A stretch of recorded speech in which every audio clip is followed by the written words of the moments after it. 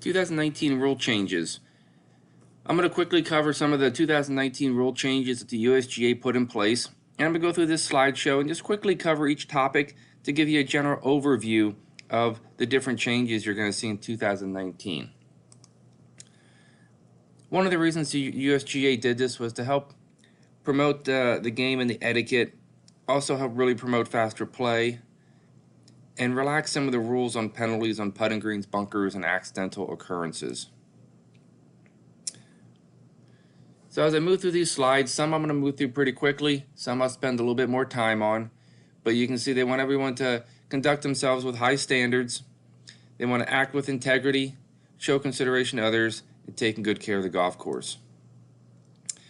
This comes into play where with the embedded ball, typically before, you had to call over your playing opponent and let them know that you wanted to check to see if your ball was embedded in the ground, and then mark it and then check it. Now they're letting that up to the player, so you don't have to call somebody over. You can go ahead yourself, put a tee down to mark your position, and check if your ball's embedded. A quick note on embedded ball. Before, it used to be a local rule because the embedded ball was only in effect for closely mown areas, fairways, and fringes. Now they changed that rule, so it's basically everywhere on the general playing area, which would be anywhere where there's grass, that you're not in a penalty area, not in a bunker, or not in a sandy area. So basically anywhere on the golf course besides bunkers, penalty areas, and sandy areas, you can go ahead and check if your ball's embedded. You get free relief. This one just real quick to touch on. This is more for the guys on TV. This is basically saying if you're not sure where the ball went into a penalty area, and you determine where you think your relief is, and later it's shown by video technology that you took a wrong drop, there is no penalty as long as you used your best judgment while taking the drop. You can see here committees now can put in their own code of conduct rules. So if they wanted to put some kind of code of conduct rule in, and if that is breached, you could either get a two-shot penalty or disqualification. That is up to the individual committees. So once again, promoting faster play is one of the big initiatives by the USGA. So now you can play out a turn in stroke play, so it's basically play ready golf. So they encourage that if someone has a tougher shot or they're deciding what club to use, the other player can go ahead and hit. In match play though, you do want to make sure you ask your opponent if it's all right if you can play first. So we'll play this short video. The order of play when starting a hole depends on who has the honor. After that, it is based on which ball is farthest from the hole. In stroke play, however, there is no penalty for playing out of turn, and the 2019 rules both allow and encourage you to play ready golf, which means to play in a safe and responsible order that is most convenient and that saves time. These players agreed to play out of turn because the player farther from the hole had a difficult shot, and the other player was ready to play.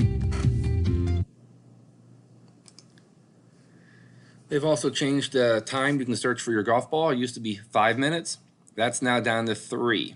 So you can only get 3 minutes. Once you get to the spot where you believe your golf ball is, you got 3 minutes to find it. If not, it's considered to be lost.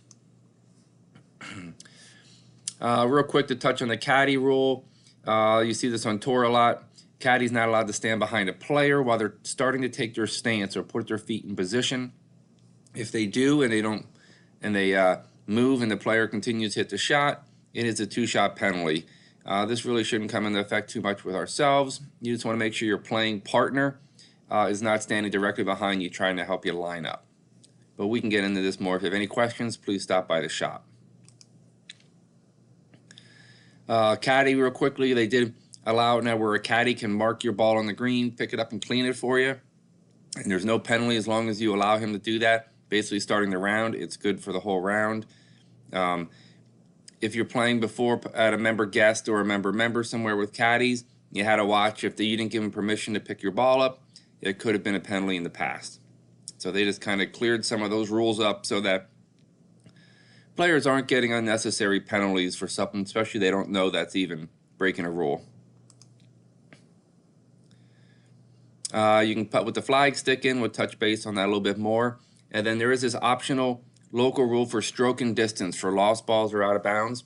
We are not going to put that in play at Woodstone. So this will not be something you got to worry about here. If you lose your ball, you do have to go back to the tee and re-hit, or you're better off hitting a provisional if you think your ball might be out of bounds or lost. So now we're getting a little bit more into the relaxed rules. So on the putting green, bunkers and accidental occurrences here.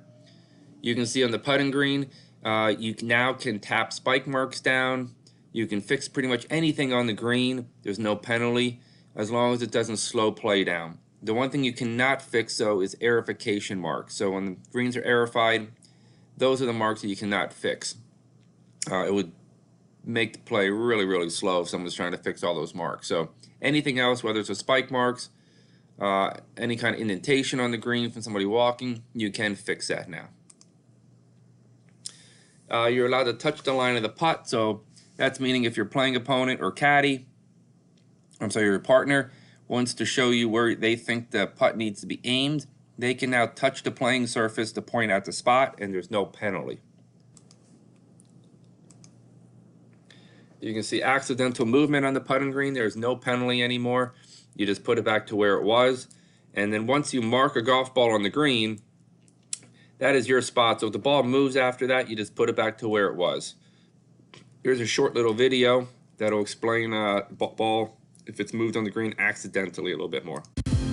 Under the 2019 rules, if you accidentally move your ball or ball marker on the putting green, there is no penalty.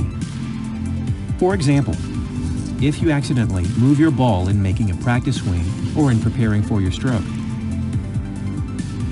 drop your ball marker on your ball and move it. Move your ball with your foot.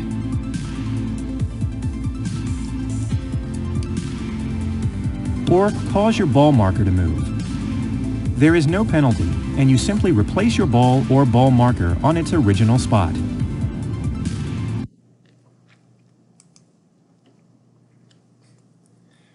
So this is what we're talking about. After you mark your ball and lift it, the ball's always replaced if it moves. So once you mark that ball on the green, you own that spot.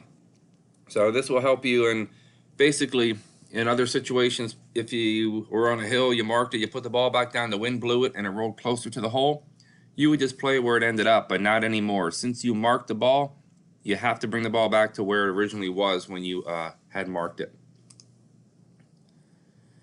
It's okay to leave the flag stick in. So this is up to the player. They can leave the flag stick in the putt. If the ball hits the flag stick, there's no penalty. You just play it as it is. So it's totally up to the player. You do have to be careful. If you do ask someone to tend the flag stick, they do have to take it out. If you ask somebody not to tend the flag stick and leave it in, and then the ball's going at a good speed, they are not allowed to go up and take the flag stick out. That would be a 2-shot general penalty for breach of the rule. So that didn't change from before. If you have to either take it in or out, and then whatever you decide is what you got to stick with. You can see now in bunkers, you're allowed to move loose impediments. So you can move leaves, stones, sticks, anything you like. You can lean on your club in the bunker.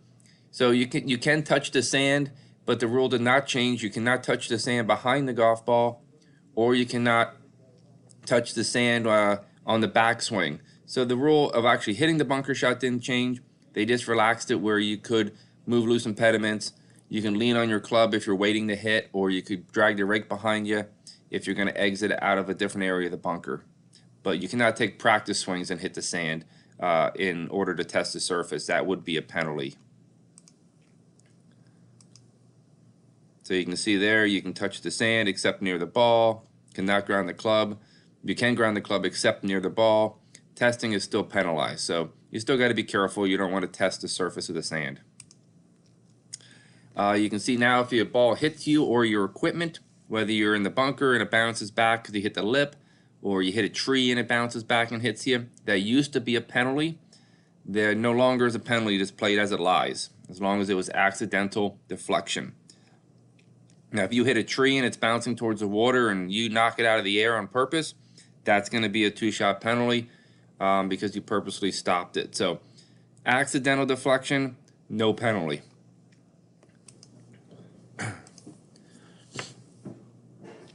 See, this is a recap. Ball moving on the green accidentally, just put it back, no penalty. If you're searching for your golf ball now and you accidentally kick it, you didn't see it, you just put it back to where you believe it was, and there's no penalty. It used to be if you kicked your ball or stepped on it while searching for it, it was a penalty, but not anymore. Once again, this is one of those parts that they relaxed the rules a little bit and took that penalty away. Here's another one that's just relaxed a little bit. The double hit. Used to be one shot for hitting it and then a penalty shot for hitting a ball in motion. That is no longer the case since it was an accidental hit. There's no penalty. It just counts as one shot and you play it from where it lies. This is talking about a ball at rest. You got to be virtually certain that you made it move. If you are certain you made it move, then you got to put the ball back to where it was with a one-shot penalty. So if you took a practice swing or you were taking practice swings close to the golf ball and it made the ball move, you're going to have to move it back with a one-shot penalty. If it was the wind or just outside circumstances that the ball rolled a little bit, then you just play it as it lies. There's no penalty. Penalty areas, no longer called hazards. So we still have penalty areas that are red and yellow, but now they could be anywhere in the golf course, so they don't have to have water involved with it. Same relief for the red penalty areas. You get from the point where it last crossed, you get a couple different options. You can take 2 club lengths like you see in this picture, and then you drop it within those 2 club lengths. So one of the big changes they did make in penalty areas now is you can move loose impediments. So you can move sticks and leaves and all that, even within the penalty area. You can take practice swings. You can see it's okay. It's okay to touch the ground, or you can even touch the water. So there's no penalties for, before you had to worry about touching the ground. You couldn't move anything. That's all gone. So they really relaxed that. You still got to make sure if you're in a penalty area, you don't want to swing too close to the golf ball because if there is brush, if you do make the ball move, you are going to get a penalty for making a ball move. But very much relaxed in a lot of the areas, which is what the USGA was trying to do. So you can see when you're taking relief here, you get 3 options from red, 2 on yellow. We'll get into that here a little bit more.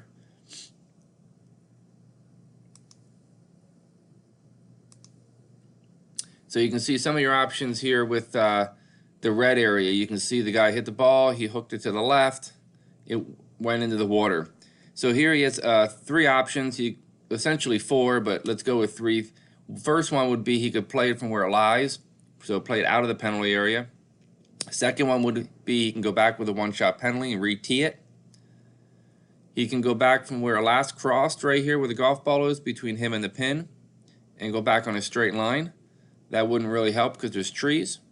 Or he could take 2 club lengths, no closer to the hole, the longest club in the bag except the putter, so you're going to be using your driver.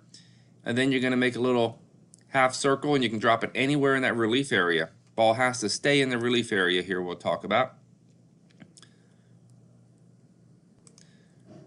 You can see the dropping and redropping procedures. So if you want to drop it in the right way, player has to drop it knee height, drop it straight down. You're not allowed to spin it or throw it. And it has to hit the ground in the relief area. So here's what we're talking about, taking relief using the longest club in the bag except the putter. You can see on this relief you're finding a reference point. So the term reference point is the point where your relief starts, and then you get 1 club length back and to both sides, and you make a little half circle. You got to drop it anywhere inside of there.